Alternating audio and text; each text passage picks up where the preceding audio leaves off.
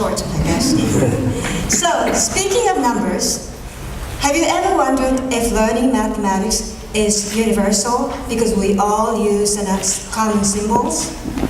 For example, we use these symbols to write numbers. Using these symbols, we can generate any number like 43, 50, 80, 50, and so on. And we know that 43 here, which is made up of a 4 and 3, but we also know that 43 means 4 in the 43 doesn't mean 4, it actually means 40, right?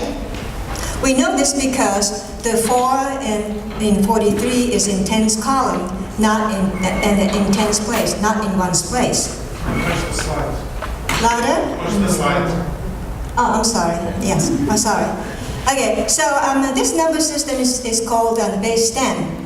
And the place value is a central concept in this system. To us, it's an obvious idea, but for young children, it's a difficult concept to grasp.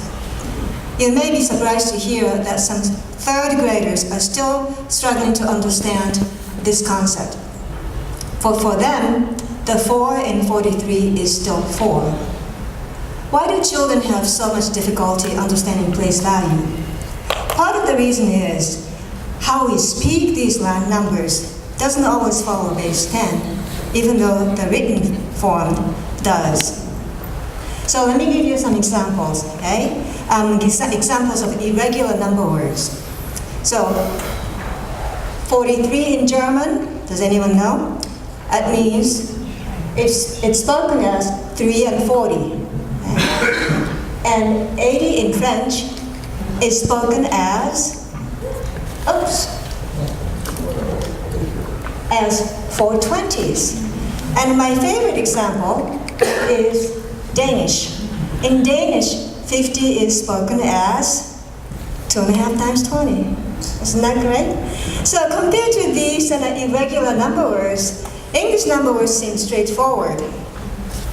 But English spoken number words are not base 10. If they're base 10, after saying 10, we should be saying 10, 1, 10, 2. Instead, we say 11 and 12, which are new words for young children to memorize. And 13 is complicated.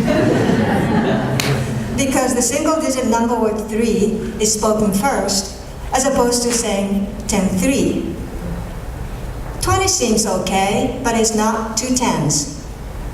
So English spoken number words don't clearly communicate the meaning of place value. There are some land-based languages. These include Chinese, Japanese, Korean, and Welsh. I'm going to use Japanese as an example to explain this system because my Welsh is a bit rusty. Okay, so let's speak Japanese.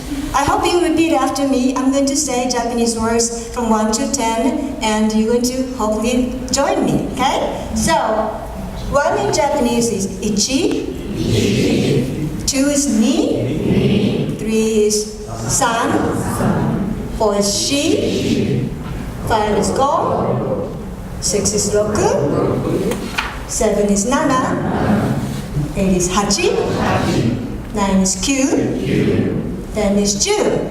Okay, so once you memorize these 10 number words or have a cheat sheet, you can speak any Japanese number word up to 99. So let's practice this, okay? So 11 in base 10 system is supposed to be 10-1, right? So in Japanese, what would it be? Good, you guys are excellent. So 12 is supposed to be 10-2. So that would be Juni, good. How about 13? Good, Jusan. Now we're going to skip to 20, okay? 20 in base 10 is supposed to be 2 tens. So, niju, right? Niju. Okay, how about 25? That's 2 times 5 in base 10, so it should be niju, go. Okay, now let's go all the way up to 99. Right? 99 in base 10 is supposed to be 9 times 9. So, Q, Ju, Q. Great! So now you have 99 more Japanese words in your vocabulary. Okay, so where was I? So as you just saw, Japanese number words are base 10, but English and some other words are not, right? So my colleagues and I wondered if speaking regular base 10 number words or speaking irregular number words makes a difference in children's acquisition of numerical concepts. So what we did,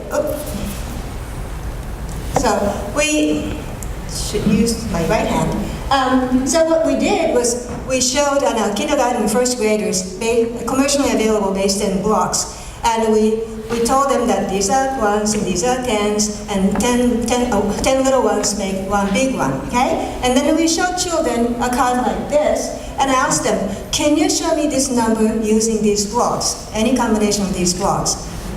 One way to do is to show 13 ones, right? And another way is to use 3 1 block and 3 1 blocks.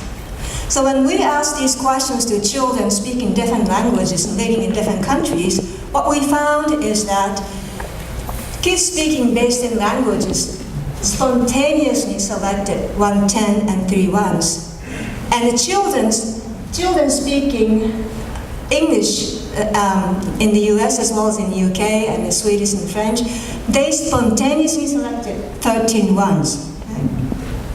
So what are the implications of this type of research? We think instruction is the key. For children speaking irregular number words, we need to figure out effective ways to help them overcome linguistic barriers. Here's one approach. We've been working with kindergarten and first grade children using base 10 blocks. Our method is different from what's typically done in the classroom. As you can see in the photos below, we ask children to put down 1 10 block at a time, horizontally. So to make 21, we ask them to put down 1 10 block, and then second 1 block, and then a single to make 21.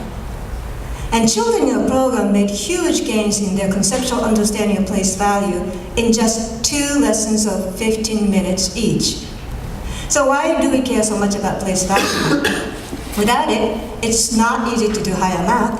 In fact, research shows that children's understanding of place value in early years predict their children's success in their later mathematics.